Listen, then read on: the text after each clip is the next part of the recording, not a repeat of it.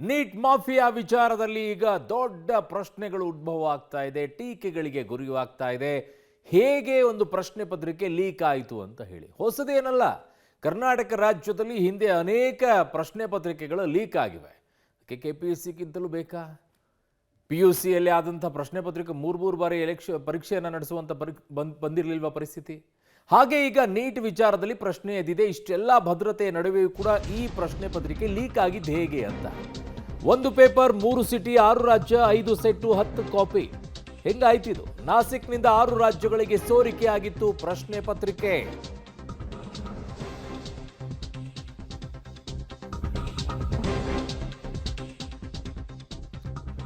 ನಾಸಿಕ್ನಿಂದ 6 ರಾಜ್ಯಗಳಿಗೆ ಸೋರಿಕೆ ಆಗಿತ್ತಂತೆ.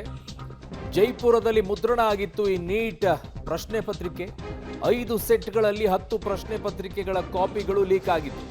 ಆಂಧ್ರ, ತೆಲಂಗಾಣ, ರಾಜಸ್ಥಾನ, ಉತ್ತರಾಖಂಡ್ಗೆ ರವಾನೆ ಆಗಿತ್ತು. ಹರಿಯಾಣ ಗುರುಗ್ರಾಮದ ಮೂಲಕ ಈ ಪ್ರಶ್ನೆ ಪತ್ರಿಕೆ ಸೋರಿಕೆಯಾಗಿರುವಂತ ಬೆಳವಣಿಗೆ ಈಗ ತಿಳಿದು ಬರ್ತಾ ಇದೆ. ಮಾಫಿಯಾ ಹೇಗಿತ್ತು ಇದು? ಒಂದು ಕಡೆಯಲ್ಲ, ಎರಡು ಕಡೆಯಲ್ಲ, ಬಹುತೇಕ ರಾಜ್ಯಗಳಲ್ಲಿ ಇದೇ ರೀತಿಯಾದಂಥ ದೊಡ್ಡ ಮಾಫಿಯಾ ಇದೆ. ಕೆಲವು ಬೆಳಕಿಗೆ ಬರ್ತಾ ಇದೆ, ಕೆಲವು ಬೆಳಕಿಗೆ ಬರ್ತಾ ಇಲ್ಲ. ಬಂದರೆ ಇಂಥವೆಲ್ಲ ಗೊತ್ತಾಗುತ್ತೆ, ಇಲ್ಲದೆ ಇದ್ರೆ ಅಲ್ಲಲ್ಲಿ ಮುಚ್ಚಿ ಹೋಗ್ಬಿಡುತ್ತೆ. ಯಾವ ರೀತಿಯಲ್ಲಿ ಲೀಕನ್ನು ಮಾಡಿದ್ರು ಅನ್ನೋದನ್ನು. ನಿಮಗಿರುವಂಥ 180 ಕ್ವಶನ್ಗಳಲ್ಲಿ 140 ಎಲ್ಲ ಪ್ರಶ್ನೆಗಳು ಗೊತ್ತಾಗಿತ್ತಂತೆ. ನಾಸಿಕ್ನಲ್ಲಿ ನೀಟ್ ಗ್ಯಾಂಗ್ ಭೇಟಿಯಾಗತ್ತೆ.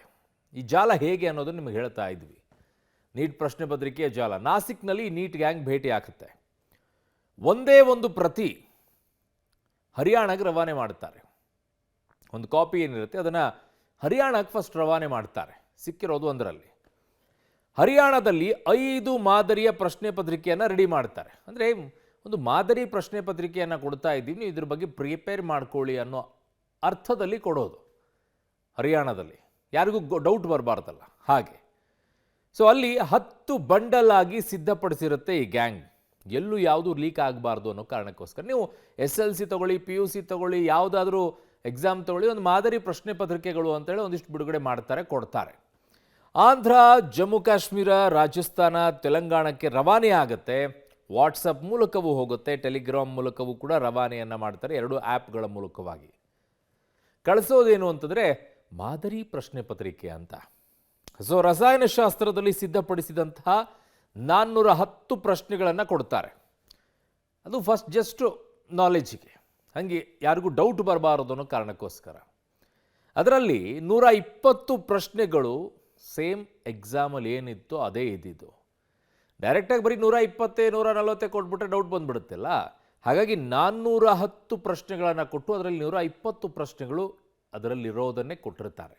ಇದು ಈ ನೀಟ್ ಗ್ಯಾಂಗ್ ನಾಸಿಕ್ನಲ್ಲಿ ಭೇಟಿಯಾಗಿ ತೀರ್ಮಾನವನ್ನು ಮಾಡಿಕೊಂಡು ಹರಿಯಾಣದಲ್ಲಿ ಪ್ರತಿಯನ್ನು ಕಳಿಸಿ ತದನಂತರ ಈ ಪ್ಲ್ಯಾನನ್ನು ಎಕ್ಸಿಕ್ಯೂಟ್ ಮಾಡ್ಕೊಂಡಿರೋದು.